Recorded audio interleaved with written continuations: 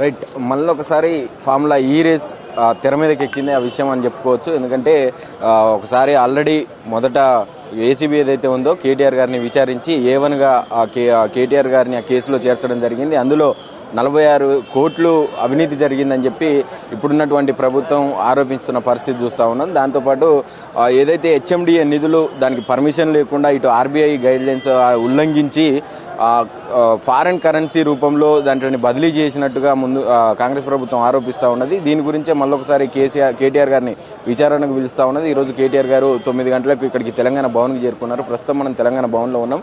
ఇక్కడికి పెద్ద ఎత్తున కార్యకర్తలు, ఎమ్మెల్యేలు, మాజీ ఎమ్మెల్యేలు, ఎంపీలు, మాజీ ఎంపీలు, కార్పొరేషన్ చైర్మన్లు, మాజీలు, ఎమ్మెల్సీలు అందరూ కూడా ఇక్కడికి పెద్ద ఎత్తున చేరుకోవడం జరిగింది ఆయనకు సంఘీభావం తెలపడం కోసం.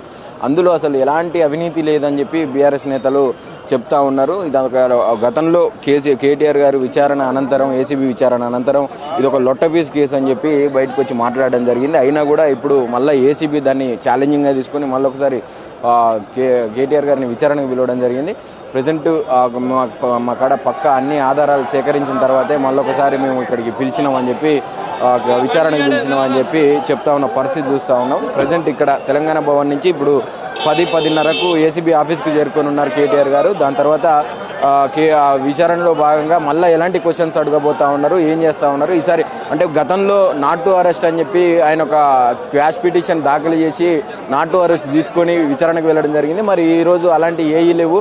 ఎట్లా ఉండబోతుంది, నిజంగా అరెస్టు చేస్తారా, ఒకవేళ నిజంగా ఇందులో ఏమైనా నిరూపణ అవుతుందా లేదా అనే విషయం ఇంకా పూర్తిగా తెలియాల్సి ఉన్నది.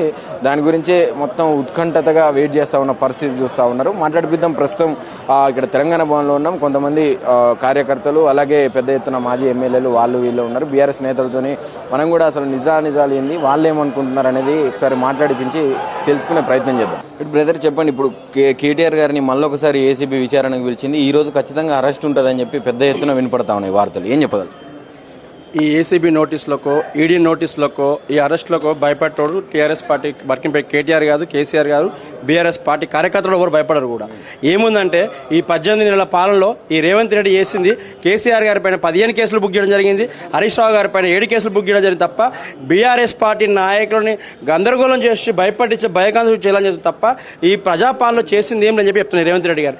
నీకు దమ్ము ధైర్యం ఉంటే మా కేటీఆర్ సవాల్ విస్తున్నారు, లైవ్ డైరెక్టర్కి పరీక్షకి వస్తా అని చెప్తుంది. నీకు దమ్ముడు ఆ పరీక్ష పెట్టి చెప్పి అంటున్నా. ఈ రోజు ఏసీబీ నీ ప్రభుత్వం చేతిలో ఉంది కదా, మొన్న లాస్ట్ టైం మీడియా వచ్చింది కేంద్ర ప్రభుత్వమే కదా. ఈ 2 ప్రభుత్వాలు చోటమియా బడేమియా కలిసి ఈ రోజు కేటీఆర్ గారి పైన అక్రమ కేసులు పెట్టడం జరుగుతుంది తప్ప ఇంకో ఒరిగింది ఏమి లేదని చెప్తున్నారు. ఈరోజు ఈ వాస్తవానికి ఏసీబీ నోటీసులు కానీ ఈడీ నోటీసులు కానీ వెనకాల ఒక సామాన్య పెద్దలు కొండ నవ్వి ఎలగబడ్డది ఆ విధంగా ఈరోజు జరుగుతుంది చెప్తున్నాను. అంటే చెప్తున్నారు కదా 46 కోట్లు దుర్వినియోగం చేశారు ప్రభుత్వ నిధులు, హెచ్ఎండిఏ నిధులు అని చెప్పి వాస్తవానికి మంచి ప్రశ్న వేసిన బ్రదర్. 46 కోట్లు చేసినవారు ఆ రోజు మున్సిపల్ శాఖ మంత్రి ఉండు కాబట్టి ఆ మున్సిపల్ శాఖ అధికారులకు చెప్పడం జరిగింది. అధికారులు ఏమని చెప్పారంటే ఆ దేశ వాళ్ళకి మన కరెన్సీకి వేరే ఉంటుంది, సో కరెన్సీ డాలర్ రూపంలో చేంజ్ చేయాలి, దాని కింద అధికారులు ఆదేశిస్తే అధికారులు చేస్తారు. ఈరోజు ముఖ్యమంత్రి పరిపాలనిస్తుండ్రు, ప్రతి ఒక్క పని ముఖ్యమంత్రి చేస్తుండ, ముఖ్యమంత్రి ఆదేశిస్తే కింద అధికారులు చేస్తారు. ఆ రోజు కేటీఆర్ గారు హైదరాబాద్ మున్సిపల్ శాఖ మంత్రి కాబట్టి ఆదేశిస్తే కింద అధికారులు చేస్తారు తప్ప అక్కడ ఎక్కడో తప్పు జరగలేదు. రాష్ట్ర ప్రభుత్వాల బ్యాంకుల అధికారులు తప్పు చేసి తప్ప ఇక్కడ కేటీఆర్ చేయలేదు.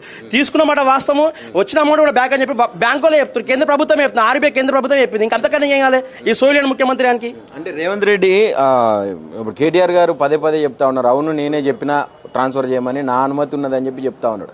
అయినా కూడా ఇంతవరకు వినకుండా మళ్ళా అదే తరహా కొనసాగిస్తా ఉన్నది, అదే అరెస్టులు అంటూ విచారణలు అంటూ తిరుగుతా ఉన్నాడు రేవంత్ రెడ్డి. ఏం చెప్తారు అసలు? చెప్తున్నా కదా బ్రదర్, ఏమి లేదు, కొండం నవ్వియలక మటున్నది ప్రభుత్వం పరిపాలన.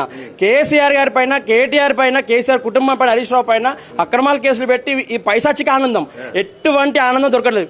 రేవంత్ రెడ్డి వాళ్ళ ఇంటి పోతే భార్య మొత్తుకుంటుంది. ఓపెన్ చెప్పాలంటే ఏం చేస్తున్నా భయ, నేను జైలు పెట్టి వాళ్ళు అధికారులప్పుడు మనం జైలు లేదంటే అరే పిల్ల మా ఇంటి లేడే నా మాట ఎక్కడ దొరికితే అధికారులు ఇంట్లో ఇవ్వంటారని చెప్తారు.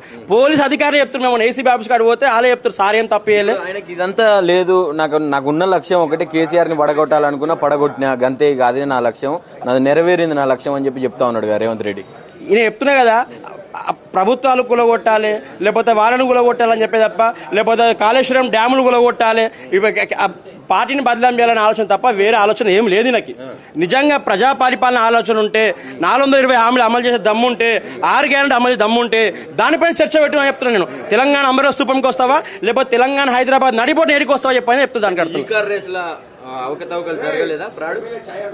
ఎటువంటి అవకతవకలు జరగలేదు, ఎటువంటి అవకతవకలు జరగలేదు కూడా. 9.5 ఏళ్ల పరిపాలనలో ఎటువంటి ఇంకోటి ఇంకా పాయింట్, మా ప్రభుత్వం ఉన్నప్పుడు నెలకు 2 సార్లు క్యాబినెట్ సమావేశం అయింది, 2 నెలలకు ఒకసారి క్యాబినెట్ సమావేశం అవుతలేదు. అంటే మంత్రులు 30% మీద కమిషన్ మీద ఉన్న ఆలోచనలకి ముఖ్యమంత్రి రేవంత్ రెడ్డి గారికి ప్రజల పరిపాలన పైన లేదని చెప్తున్నాను. అంటే ఇప్పటికీ మొన్న రీసెంట్ గా చూస్తే అటు ఈడీ విషయంలో మన కేసీఆర్ గారి విచారణ కావచ్చు, ఇట్లా వరుసగా నడుస్తా ఉన్నాయి విచారణల పేరు మీద ఇదంతా కూడా. అంటే ఖచ్చితంగా అరెస్టులు చేసే ప్లాన్ లో ఉందనుకోవచ్చా రేవంత్ సర్కార్? నేను ఒకటి చెప్తా బ్రదర్, 2001 ఏప్రిల్ 20 నాడు పార్టీ అభివృద్ధి వచ్చింది. పార్టీ పుట్టినప్పటి నుంచి ఈ రోజు వరకు కూడా భారత రాజ్యాంగం కానీ ప్రజాస్వామ్యం అంటే కేసీఆర్ గారు కేటీఆర్ గారిని అపారమైన గౌరవం ఉంది కాబట్టి ఎటువంటి నోటీసులు ఇచ్చినా చెప్తున్నా, డీజీపీ నుంచి హోంగార్డ్ దాకా నోటీసులు ఇచ్చినా కూడా వాటికి స్పందిస్తాము, అధికార కార్యాలయంకి వచ్చి సమాధానం చెప్పే ఏకైక నాయకుడు కేసీఆర్ గారు కేటీఆర్ గారు ఈశ్వర చెప్తున్నాను. కాబట్టి గులాబీ సైనికులు వస్తారని చెప్తున్నా. ఎటువంటి నోటీసులకు ఎటువంటి భయపడలేదు. ఈ రోజు అరెస్ట్ చేస్తే కూడా ఈ హైదరాబాద్ కానీ రాష్ట్రంలో అల్లకొల్లం అయితే మాత్రం కేవలం ఈ పూర్తి బాధ్యత కాంగ్రెస్ ప్రభుత్వమే తీసుకోవాలని చెప్తున్నాం ఈరోజు. ఎందుకంటే చాలా మంది యువకులు ఈరోజు కేటీఆర్ అభిమానులు ఉన్నారు, కేసీఆర్ అభిమానులు ఉన్నారు.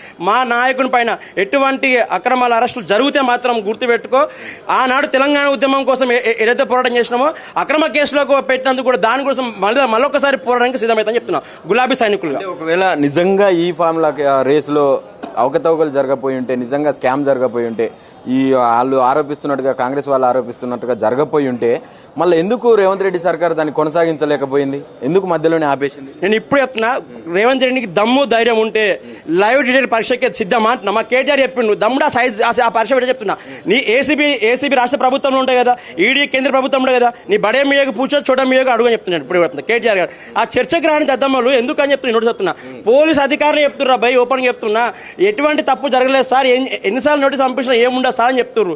నువ్వు చెప్పింది ఏవి అని చెప్తుండ్రు, లేకపోతే వాళ్ళు ట్రాన్స్ఫర్లు చేస్తున్నారు. ఏసీబీ ఇక్కడ పక్కా ఆధారాలు ఉన్నాయి, ఆధారాలతోనే విచారణకు పిలుస్తున్నాం అని చెప్తా ఉన్నారు. నేను ఏమంటున్నా, ఎటువంటి ఆధారాలు లేవు.